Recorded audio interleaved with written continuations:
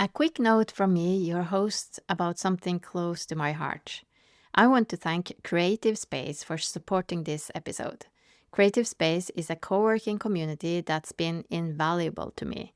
It's a space where solo professionals and change makers gather.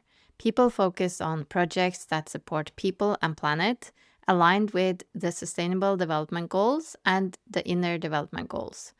This community perfectly matches Stories for the Future's values through its focus on collaboration, diversity, and meaningful support. If you're self-employed or moving towards solopreneurship, visit getcreativespace.com to join our supportive international community. This episode I've been looking forward to so much. The topic is so relatable to me personally, and I suspect it will be for a lot of you listeners out there as well.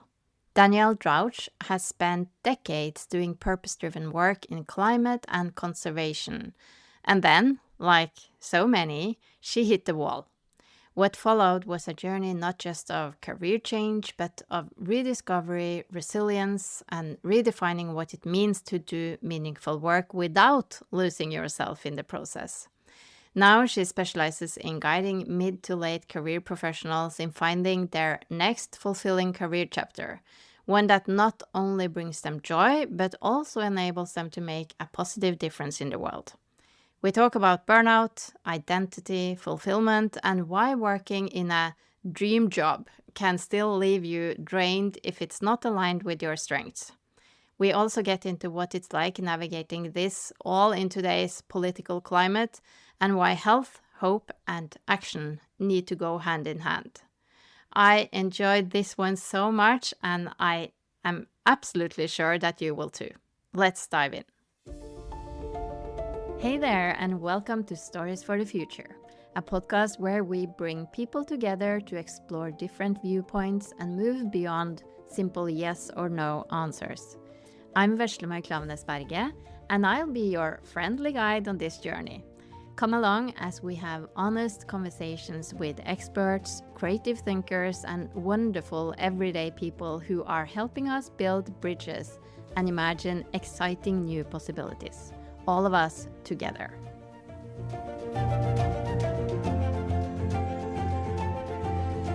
Welcome so much to my podcast, Danielle. It's so great to have you finally as a guest. I'm so happy to be here. Thank you so much for having me. Yeah, it's great. And even though the topics that I have on my podcast, they vary a little bit. So I talk about career change, but I also talk about polarization and bridging divides and impactful work and all. But the overall essence from day one of the podcast was my curiosity about how we can find a really exciting, interesting job and combine that with a happy, healthy life. And then on top of that, also take care of people and planet. So that is the overall essence. And when I saw your profile, I think that was like a perfect match. We are so well aligned, I think. Don't you agree? Oh, yes. I mean, when you reached out to me, I was like, I cannot believe how excited I am because there are people who are focused exclusively on career. And it's one reason I don't like to call myself a career coach because I feel like that's way too limiting. Although I do work with people every day on their careers because, of course, we work and we want to make sure that that part of our lives is as fulfilling and impactful as possible. But it really isn't just about our careers. It's just about this idea of creating impact and bringing purpose. Because most of the people I work with, and it sounds like many of your listeners are, we're not just here to make money. I mean, yes, we need to have our homes. We need to be able to pay our bills, but we are here on this planet for some reason, some impact, and we want to feel that we are driving forward. So it is career, it is purpose, it's impact, and it's also about fulfillment because if you are delivering a career and creating impact and you're unhappy, then guess what? You probably aren't going to be that great of a change maker. Yes. So they're all connected. Yes. They're all, and my belief is you can have it all. There's no reason you can't have it all, but it does take a little bit of work to get to that place. Exactly. And so I guess I'm kind of also coming at it from a slightly different angle, because I had this background from oil and gas and all that, and then diving into more impactful, like purpose, climate, sustainability, and thinking that, okay, as long as I can make that work, everything will be perfect and I will be happy and I will do great work. But no, it wasn't like that. So I have discovered again and again through this journey that even though on paper, the work looks really perfect and great, if I'm not passionate about it, I don't do good work. And then I guess if I had continued doing it, I would eventually burn out. So that is where I want to jump to your own journey. So because you have a long background from really purposeful, impactful work, and you can tell us about that. But you also hit that famous wall at some point. So what happened and what led up to it? Yeah, well, and maybe this will resonate with some of your listeners, because I really did. I was pretty laser focused for most of my career in my 20s and my 30s, mostly. And then it sort of was in my early 40s that I hit the wall. But I was, and I still am, an environmentalist, and built a career around environmental policy and law. I got a law degree. I worked in all sorts of different environmental conservation organizations in the U.S. and eventually went to Canada as well to work there on a range, water and forestry and energy and climate, and was driven, driven based on what I thought success was. And that's a big theme, is like, what is success? Well, at the time, for many years, decades, success to me was working for the most impactful, best change-making organization so that I could create the biggest possible environmental change that made actual difference. Like I was really interested in organizations that actually did good work. So I moved around to many organizations. I even created 2 nonprofits myself to work on water issues and felt very proud of what I did. I still do. But kind of in my late 30s, I just noticed I was doing the same thing over and over again. Like I was still doing the same tactics, same campaigns. And I was like, well, maybe I'm bored. So maybe I need to change the interest area. Maybe I need to move it to, instead of water, maybe I'm interested in climate. And that I did make that pivot. So I was working on water for a solid decade. And I thought, oh, well, climate's the new issue. Maybe it's climate. And then I moved to climate. And then I was like, wait, this is not doing the trick. Why am I not? And the way I described it for a really long time was something's missing. I don't know what it is. And I kept thinking, oh, this puzzle piece, this is it. Once I finally ... once I finally start to work for an organization with a lot of money, once I start to get enough authority and responsibility ... whatever it was, I kept thinking, oh, that will be the thing. Maybe I have a staff. Maybe I'm finally recognized for being the leader. I don't know what it was, but I kept trying to fill this gap. And then honestly, I became a mom, and I thought that was a gap. I was like, oh, I need to be a mom. And she was born. I love her to death. She's my everything, but it wasn't that either. So I thought, wow, I'm really is this it? This is life? There's something not here. And I'm working on big issues on climate change for one of the biggest national or international organizations out there. And so that's when I began to go through a journey of soul searching, and I dialed back my full-time to part-time. I started to volunteer. I was doing a ton of stuff. I was volunteering for a domestic violence shelter. I started to work with a refugee family. I guess I just kept looking desperately for what could fill this void. And I knew it was something in the space of helping. I felt like there was something about help, but I didn't know what it was. And so for a while I thought, oh, I just need to start working with people and helping them, But then I started to work with domestic violence, like victims of domestic violence. And I quickly figured out that that was not actually what I really wanted to do. And helping the refugee family, very meaningful and important to me, but it was not filling that gap. And eventually I fell into this whole thing of trying to figure out, like, what is it within me that actually feels that sense of purpose and fulfillment, feel fulfilled, filled up. And fast forward, I learned that it was about exercising my superpowers. It wasn't about a special skill. It wasn't about an interest area. It was really about taking my natural talents and using them. And I know that seems a little awkward or weird or different, and we can talk about what that means. But for me, my talent was ultimately to become a coach, like to become someone who helps other people figure out how they can become fulfilled. So that, of course, that was the irony of all ironies, is that I still need to figure that part out for myself. But I figured out that one of my key strengths is really understanding people, being empathetic, learning, gathering data, and then helping them figure out like what actually their strategy needs to be for fulfillment. And I didn't figure that out until I did, more experimentation. But it was not about a different environmental issue. It wasn't about helping a different group of people. It actually ended up being exercising this superpower, which once I figured it out, all of a sudden, a lot of things made sense, because then I looked back and said, wow, I just noticed that all the people at my office kept coming to my office to ask me for advice for what to do about various personal issues. I had many of my friends would come to me and they would ask me for advice about what things they should do.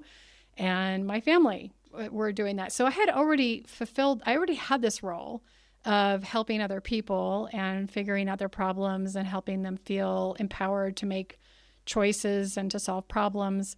But I had ignored that part of my life and thought, oh, well, that's just this other part of me. And in fact, that was the part that I needed to nurture and grow. So sometimes the thing you're looking for is actually right in front of you, but you have to first notice it. So that's a little bit of my journey, but it really took me a number of years. I'm still working in the environmental space as a consultant, helping out organizations because I enjoy that.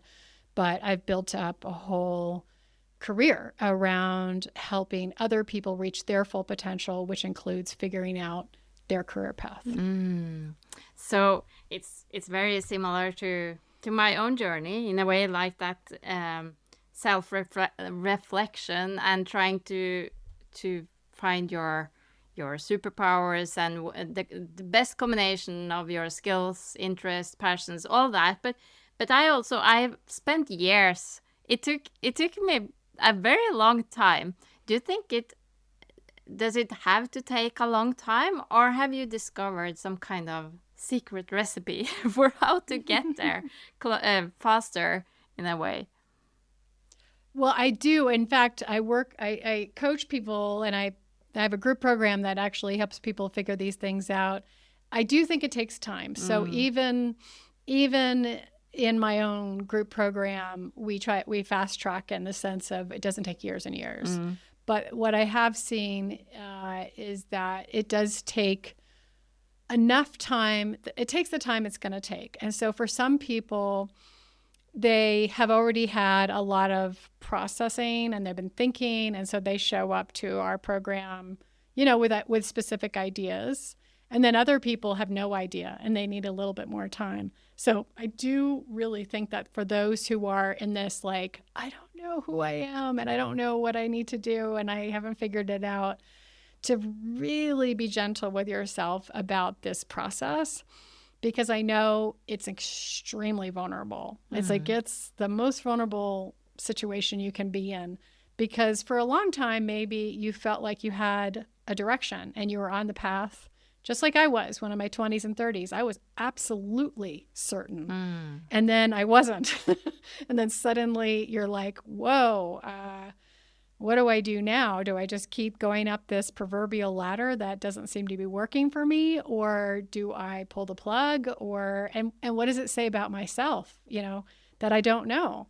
So it's, I've worked with hundreds of professionals, hundreds and hundreds of professionals who feel they've gotten to the stopping point, and it is very emotional and it is very vulnerable, because it sort of it questions the very foundation of who they think they are as a person. And they are like, oh, wait, I thought I was that person. That's how everybody knows me. That's how LinkedIn knows me. That's how my world knows me. Yeah. And then suddenly you're like, well, actually, and for me, I went through a very emotional process, because I was an environmental lawyer that was identified as a campaigner who worked on these big issues on oil and gas, actually. And I suddenly was like, wait, who am I? And then when I figured out that maybe coaching was a possibility, I certainly did not know for sure. I decided, oh, well, maybe coaching. It was scary as hell to go out to my community and say, I'm a coach. I have a business. Here's my website. That was probably the scariest moment of, my career, because it was very vulnerable. People are very judgy about coaches and what they do. And I mean, now it's a bit more accepted than it was 10 years ago, but there still is a little bit of a question mark, because it's an unregulated industry. Yeah. And so, and I really had to get out and do something, because I had to test it. I had to see whether in fact it would work for me. So I'm acknowledging it's very emotional, it's very vulnerable, and yet that's exactly what you have to do in order to figure out what's right for you. Because once you figure out what that path looks like, and it might be a path for a couple of years or the rest of your life, we don't know. And it's not necessarily a career I'm talking about, or a specific role. It's really about figuring out those superpowers and those talents, and then figuring out ways to put them to work. So in my case, I have these superpowers that help people reach their full potential. Well, there's a lot of different ways to do that. Coaching is just one of them. Other people write books. Other people speak. Other people have podcasts and they help people figure out what their journey is. And those people they're called developers in my language. Developers are people who help others reach their full potential, but there's a lot of different pathways. And so once you figure out these sort of basic superpowers, then you have to figure out, okay, how do I actually put those to work? And then some of that might be in a space of being paid for it, like it's a vocation. And in other cases, it's a superpower, which may or may not be something you're paid for. As one example, I have people who are artists. They are incredible, creative people that come my way, and they can paint and they can write beautiful poetry or narrative. They can sculpt. And they ask themselves, well, should I then become an artist? And the answer is, we don't know yet. Maybe the answer is we need to weave being an artist into your life, and it needs to have a home for your life. But maybe it's, I don't like the word hobby, because that sounds so not important. I mean, it may need to be something that's a part of your life and part of your who you are, but it's not necessarily something you need to line up a business around. What we really want to figure out is, what are your natural talents? What are your superpowers? And then what parts of those can make up a career? And what parts are still going to be part of who you are? For me, I am a pianist. I play lots of piano. I was a classically trained pianist that went to college for piano. I started Oh. up as a piano major. And I remember making the decision not to pursue my piano performance degree because I realized that I was not in the top 1% of people who might go and, make a living. And I didn't really want to teach. And so I left the music degree to become a history major and eventually a lawyer. But I just in the last sort of 3 years brought music back to my life. I have a teacher out of New York City who teaches me on Zoom, and I'm working on a very difficult piece, and that is something I do every day. Right. Do I get paid for it? No. Is it part of who I am? Yes. It's one of my talents. So not everything has to go into that bucket of career. I think the first step is to allow yourself to become vulnerable, know it's going to take a little bit of time, and then just start to sort through the ideas, but starting with one question: what brings you energy? Right. It's so an important question for me when you talked about that. So letting go of something, and then who am I if I'm not an environmental lawyer anymore?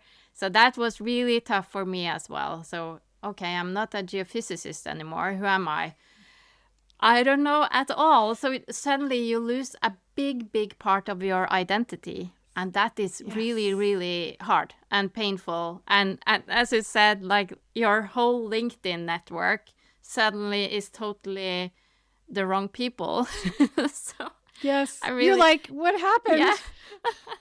So what is your? I remember I have had this image of myself, and I use it to this day, that I have like my geophysicist part of me still exists, but it's like a thick, beautiful book that I just put up on the shelf behind me, and then I can take it down if I want to and use it if I want to.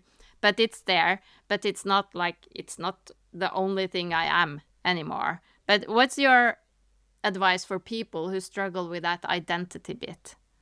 Oh, it's such a great question. This idea of identity, because I have a 12-year-old now, and she's in that space of figuring out her identity. So I'm watching her.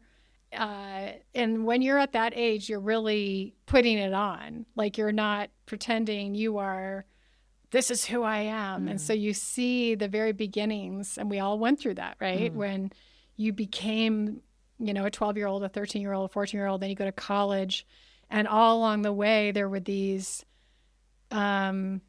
measures of success that society, frankly, is the one.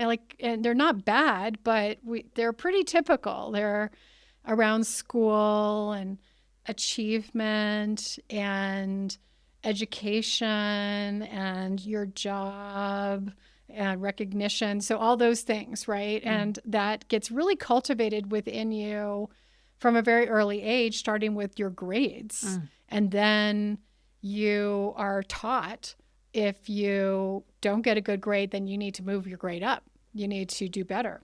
And, for most of the people I coach, it's going to college. Although that's now increasingly being, changed. People are starting to think differently about college. But, it's about growing your knowledge, your skills, your abilities, so that you can go into some sort of career, because most of us get a job. And then it's about your job, and your job becomes who you are. And so it is built into us, our DNA. I am a lawyer, I am a doctor, I am a waitress, I'm a pilot, I am a geophysicist, I'm a campaigner, whatever it is. And then that becomes your identity, and it's built into you for years and years and years, maybe decades. And then suddenly, some people go all the way through. But frankly, when my dad went to work, he worked at the same place in the U.S. federal government for 35 years. Yeah. And that's what he did. My mom's sort of the same. She was also federal government, and she was there for several decades. And that's kind of the way it was in the 70s and 80s. But nowadays, that's not what Gen Y and millennials, that's not what they want. They want to change. They want to see a dynamic career with lots of changes. So the great news is that we don't really need to stick to the same career. We can make changes. And in fact, the younger generations are kind of encouraging that kind of change. But we really have to grapple with this idea of identity, because who you are isn't really your career at the end of the day. We think it is, but it's actually identity is your character. It's who you are in terms of how you show up. And in fact, there's really interesting research out there on character, the character strengths, if you will. And when you are connecting back to character, as in your values and who you are as a person, that is a lot more about who you are and your identity and your happiness and your fulfillment, more so than like some specific skill that you may have acquired or even some knowledge that you have. That's great to get those. And you, like you say, you've got a binder, you've got a chapter of your life, and you say, in that chapter of my life, I learned physics, but your character is really what we want to pay attention to. And your character includes these strengths of these superpowers, which can be transferred and moved to the next place. It's just that we don't shine a big light on that very much. I think we have maybe as a society become very focused on, and there's a reason for it, I understand, but we are very focused on skills and we are very focused on knowledge. And that's what school teaches us, like how to do X. But then we have somehow now made that into who we are, when in fact, who you are is probably more about your essential character and these sort of, like I say, these talents, which really are less about knowledge and skills and more about who you are as a person. And those transfer with you throughout the course of your life. This episode is supported by Creative Space, a co-working community for solopreneurs creating a positive impact. I'm a proud member myself, and I highly recommend checking it out. Learn more at getcreativespace.com. True. So I'm wondering about this burnout part, because now these days, maybe especially these days, I'm not sure, but I know so many people who suffer from burnout. Either they have gone through it, recovered, hopefully, or they are in the middle of it. So what do you see as, maybe first of all, is the main reason that we are missing a piece in the puzzle, or is it something else? Is it all the external forces, and maybe it's a combination? And then also, how I haven't gone through it myself, but I see that it is hard to recover and like move on. It takes time. So how to recover from it? How to move forward? Yeah. Burnout is, I think it's now recognized by international organizations as, something that we're seeing more and more and more as a sort of medical condition. It really is. Like it get to a place where it's so serious you have to, seek medical care, or I've certainly had clients that are in that space, or certainly you need a break because the burnout's so significant. And there are a lot of causes for it. I'll start by saying that this isn't true for everyone, but there has been some research on burnout where when you're in the wrong role, like you're every day not working in a space of strength or capability, you're working in a place where you feel weak, where you don't feel strong, you don't feel capable. That if you're doing that day after day after day, that will lead more quickly to burnout than if you're in a role that is more aligned with who you are. It's not the only reason. I mean, there's definitely situations when people are working a lot. There's also toxic work environments. I have heard plenty about very, very, very difficult cultures where going into work and interacting with toxic bosses or co-workers can just absolutely completely drive burnout. So there can be different causes, but I see this in a lot of my own clients that they are every day asked to work and do things that are not in their space of strengths. They're basically asked to operate in a place of weakness. And they're doing it, and they may even be high achievers, but they're drained. And so the difference between, this is why I care deeply about career alignment, which really is like working in roles that play to your strengths. So if you're working in a role where maybe you're doing fine, like you have the skills, you have the knowledge, but you don't feel strong. You just don't feel strong in that role at all. You show up, you do the best you can, but you are drained. And the big signal is that the activities and the tasks in front of you drain you. You're actually not energized. And so this is what I see with my clients is they come and we do a little bit of work together. And then I ask them, what percentage of your job energizes you and what percentage of your job drains you? And more often than not, because they've come to work with me, they'll say something like 70% of my job drains me every day and only 25% energizes me. And so the strategy there isn't to quit necessarily. When you're a white collar worker, and many of the people I work with are, and this is even true for a blue collar worker or someone who's more in the service-based industry, we all have incredible power to deploy how we do our jobs. Like we are not robots. We're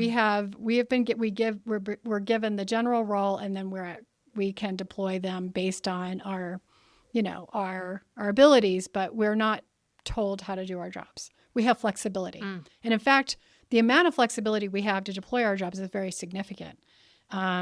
We have probably the amount of variance that we have in terms of impact on how we deploy our job is about 70%. So we have this ability to actually figure out how we deploy our tasks, how we engage with people, and how we even cognitively think about our jobs. So when we actually employ or take advantage of that variability, that ability to control how we deliver our jobs, we can actually move what might be 25% of energy in our job up. Yeah. Because what we're doing is we're choosing how to deploy our job. We're not saying we're not going to do our job. We're still doing the basic core approaches, but we change how we deploy it. And when I have worked with clients on that, and it's called job crafting, by the way, and you can get a degree in job crafting if you can believe it. But it's a whole world. It's a whole world, job crafting, which is figuring out how do you craft your role so that you're bringing your best self, you're bringing your strengths, you're bringing your energy to how you do your work every day. And when people move that energizing work from like 25% of their day to 50% of their day, or even higher, then guess what happens? The burnout that goes down because they have made fundamental changes to how they deploy their role. Here's an example. A lot of people that I have coached don't love getting in front of big groups and running a group meeting. It's just not energizing to them. Some people love that, but other people don't. The way they really love to work with people is one-to-one. So, but the way they've deployed their job is they have these group meetings, constant group meetings all the time. And you need to have some group meetings, but sometimes some of the leaders I coach, there are literally like almost every hour of their day is filled with group meetings. So they're drained by the end of the day. So when we start to do job crafting, what we might do is replace some of those group meetings with one-to-ones.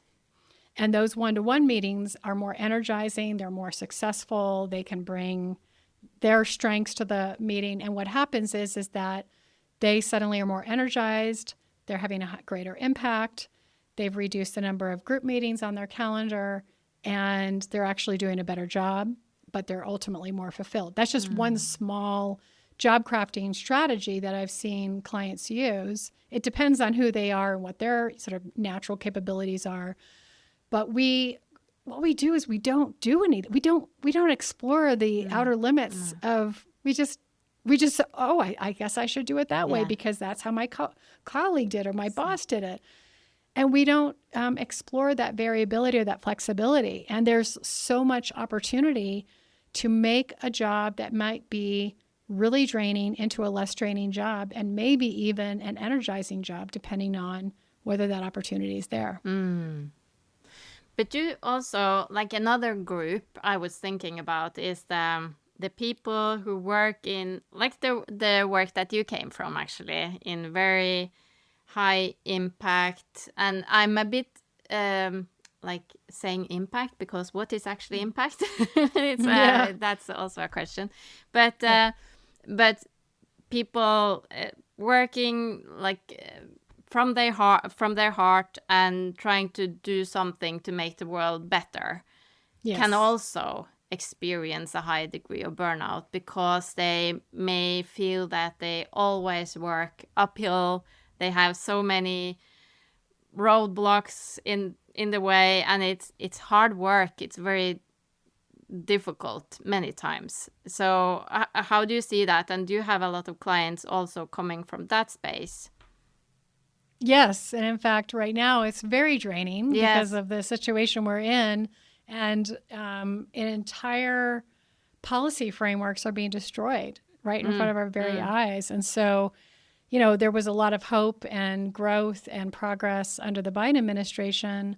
And now entire programs have been built over the period of decades are being destroyed. So yes, but it's not just that. It's we've been the threat of climate change has been there for decades, and those who've been working on it, it's a very, very tough subject, because while we have made progress, we haven't made the progress that we really need to make in order to really get ahead of this particular situation. Now, some of that progress, which some would argue is too marginal or not enough, is being destroyed.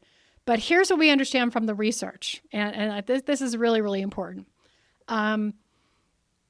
Working in a space of passion, like something you really care about, whether it's climate change or protecting animals, or, you're working for a company that you feel like is really doing the right thing, that you could call any one of those passion. I'm here because I feel passionate. But passion is not the same as fulfillment. Fulfillment is personal. So sure, if you want to say, I want to work for an organization that has a great mission, by all means, do that. But if you're telling me that working for an organization with a great mission is going to equal fulfillment, I'm going to tell you you're wrong. Yes. It's not where fulfillment comes from. Fulfillment, according to the research, comes from the activities of your day are in your strength zone. So you have a work day or a work week that allows you to bring your natural talents to work. So for some people, that is the ability to really connect with other people and help them reach their full potential, which I've already mentioned. For other people, it's their incredible ability to do deep research and analytics. For other people, it is about creating a program or a process that really works. And for others, it's about building, an engineer, some sort of product that is useful. So what we know from the research is that when we're actually filling our days with activities, as in the minutes and the hours of our day are filled with the activities that where we're really strong, where we can bring our natural talents, that's where fulfillment looks like. And we've been looking for fulfillment in the wrong places. Yes.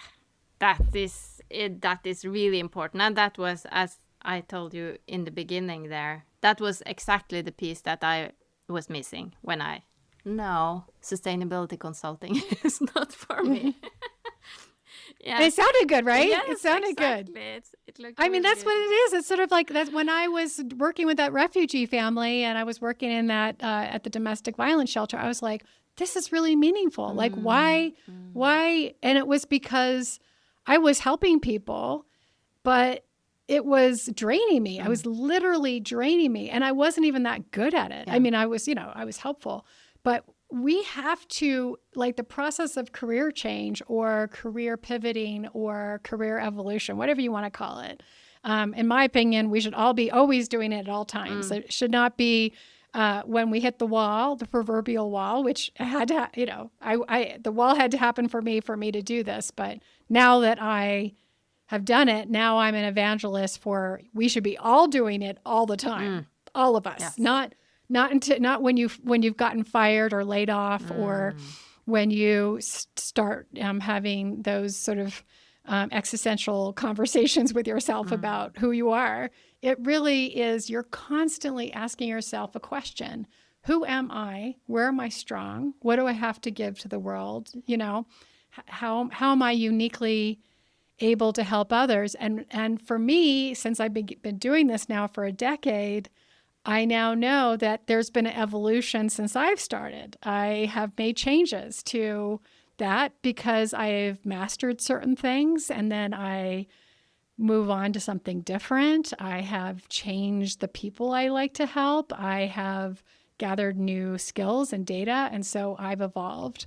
And I just think that I know there's a thirst for this because people yearn for, certainly younger generations are yearning for having some introspective thought about who they are and what their careers look like. Unfortunately, the workplace is not caught up to that. So the workplace isn't there to foster this. Some organizations do this, but the organizations I know about, they're not really fostering that within our workforce. The workforce we're still in the old model of how can you help us deliver our, mission to make profit or whatever. So unfortunately, and that's true in government. I've seen that true in academia. I've seen that true in nonprofit and also in the corporate world. Although I will say the corporate world probably is more advanced than any sector in trying to nurture its workers. It just depends on the company. Some companies are going to make those investments and other companies are not. But this is what the workforce is yearning for. The 70% of our workforce are not engaged in their jobs globally. 70%. Why is that? Well, it's because the workplace has not kept up pace with the workforce.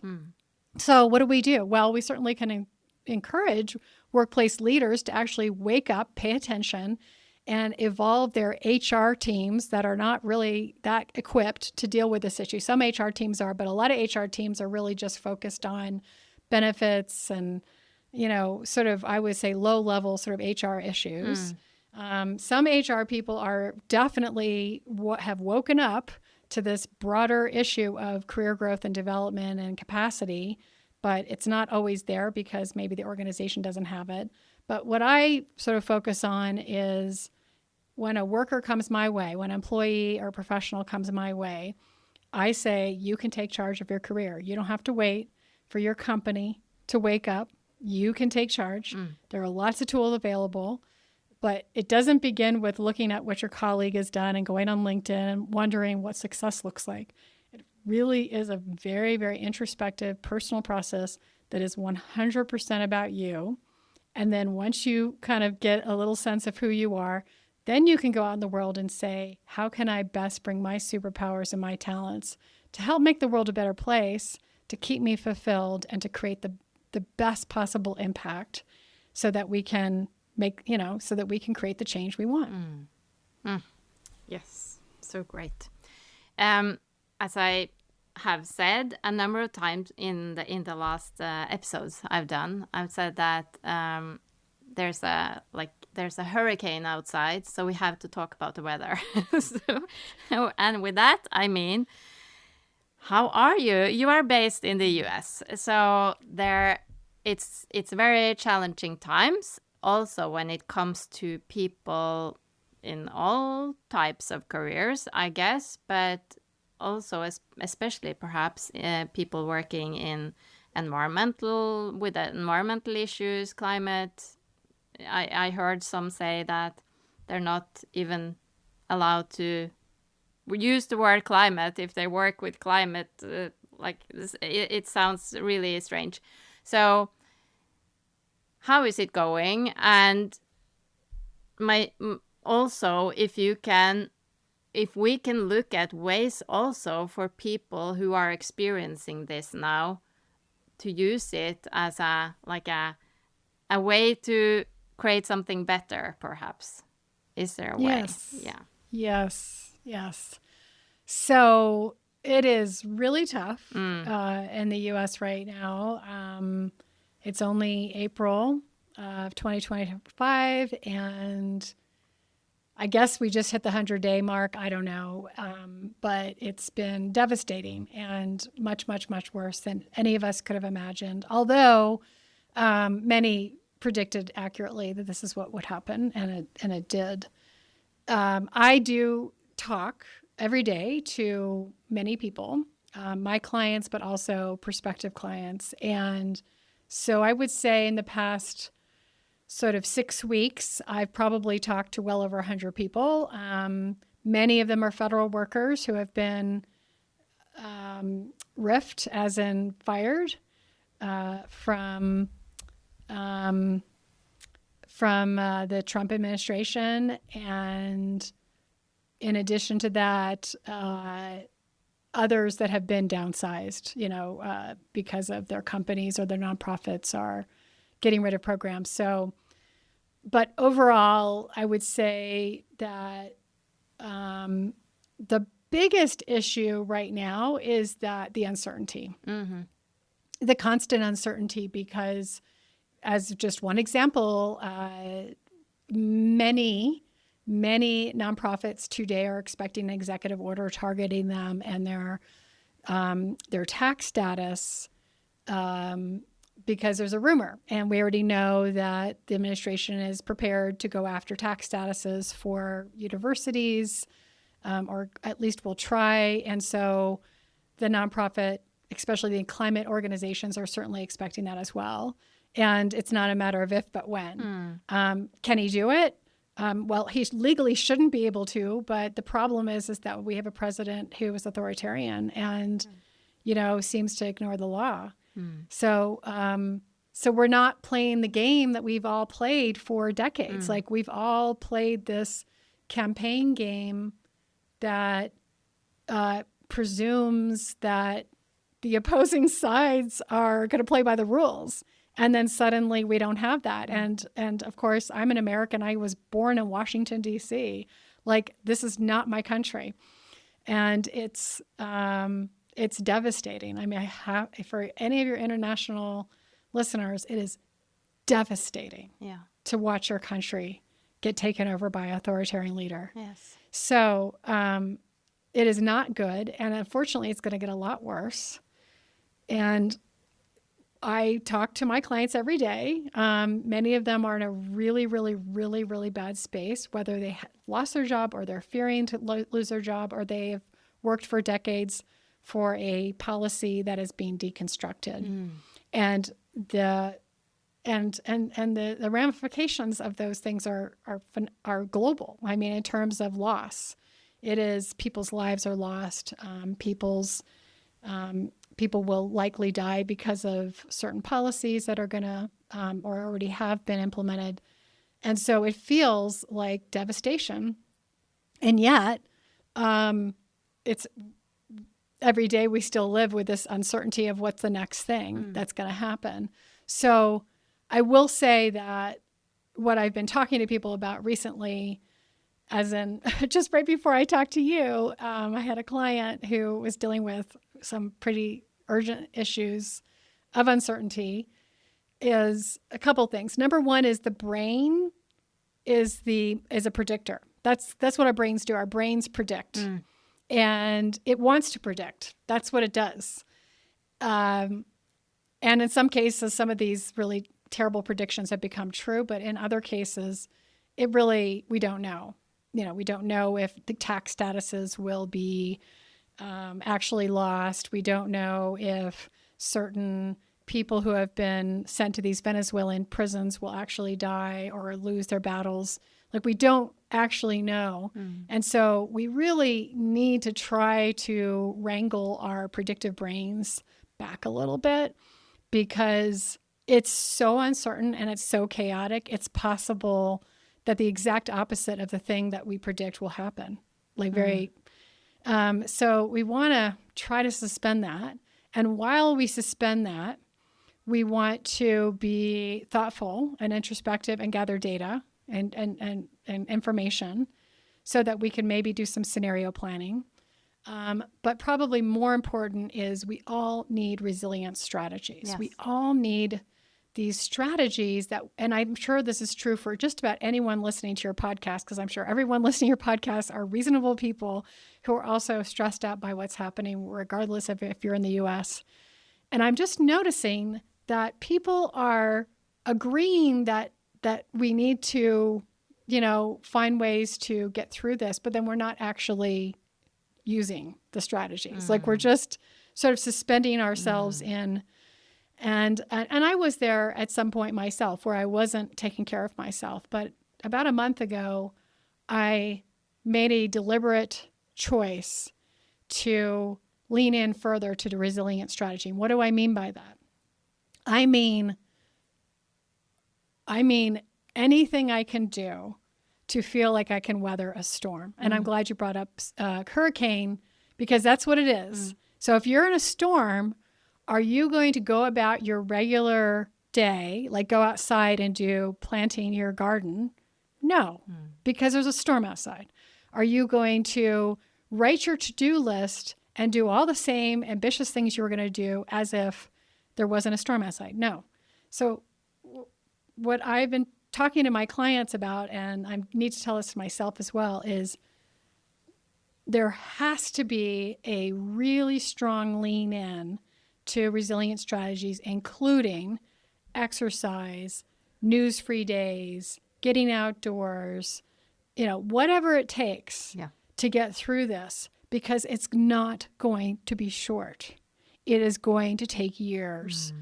Even if he's gone, it's going to take years to undo what we're doing. And we will do this. The great news is that Americans are furious. And they are waking up and they are showing up. I live in a red state.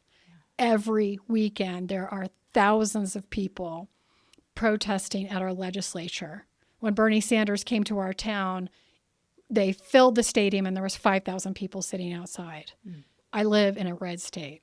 Wow. The country is furious. And it's just gotten started. So I have major hope. And the reason I have hope is not because I think things will get better. It's because people are taking action.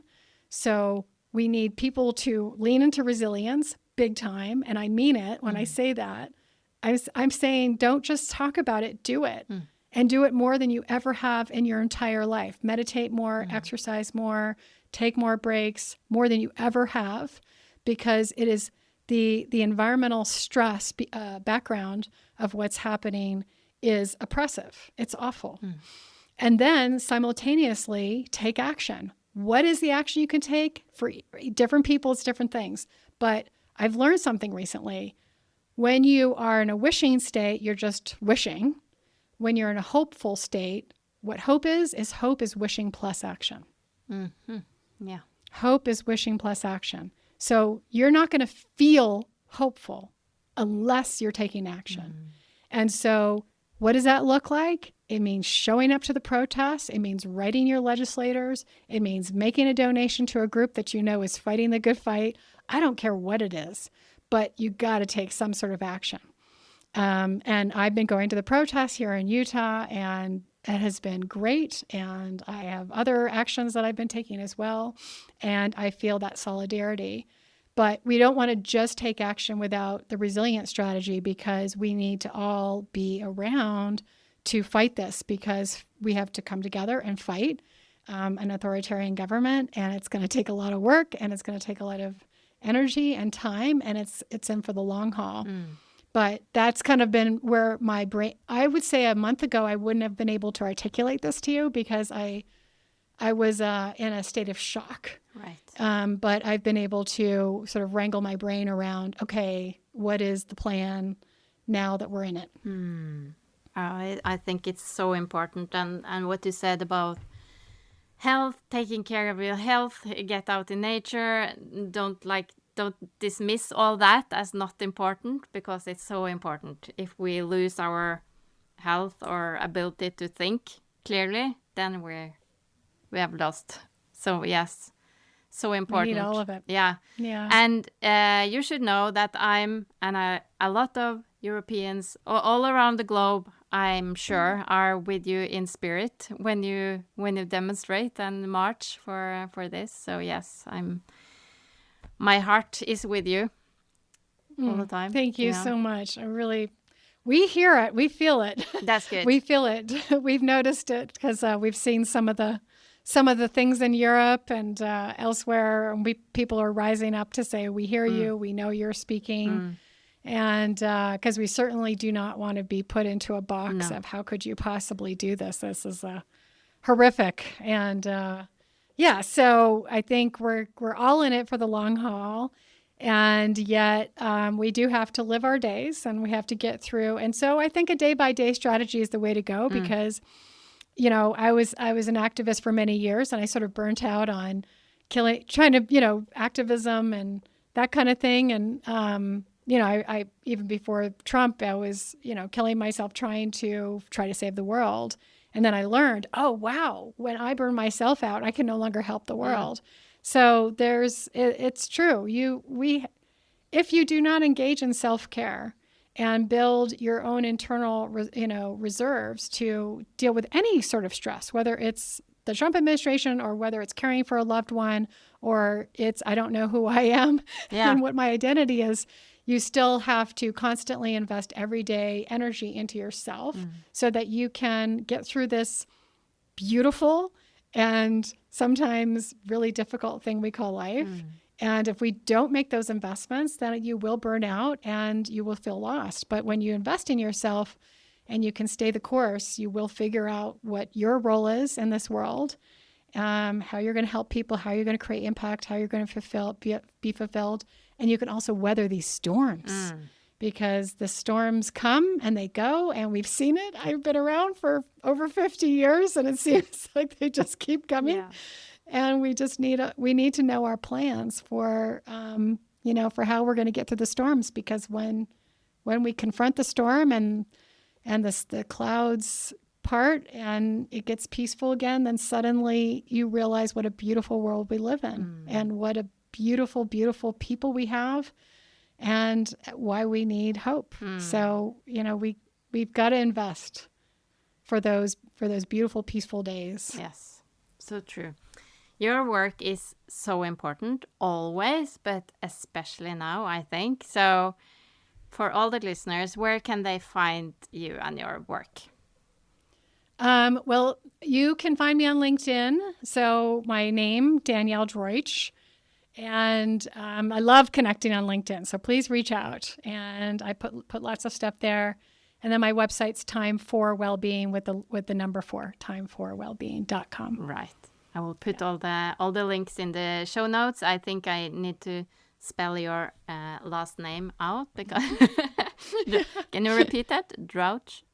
Yes, my father is born in Berlin, Germany. Right. So I'm a proud firstborn daughter of a German, and fled the war to come here. But happy to be here, happy to talk to you, and so grateful that we've had this opportunity to chat. Yes, thank you so much for taking the time, and best of luck with all your work and challenging times. Thank you so much. I really believe this is one of the most important conversations of our time. How we stay well, stay true to ourselves, and still show up for the world in meaningful ways. If this topic resonated with you, I think you'll enjoy more of what I share over on my Substack at viklavenes.substack.com. You'll find reflections, behind-the-scenes stories, and tools for designing a life and career with purpose and energy. And if you'd like to support the podcast, you can do that at storiesforthefuture.com/support. Every share, review, and contribution helps me keep these conversations going. Thanks so much for being here, and take good care until next time.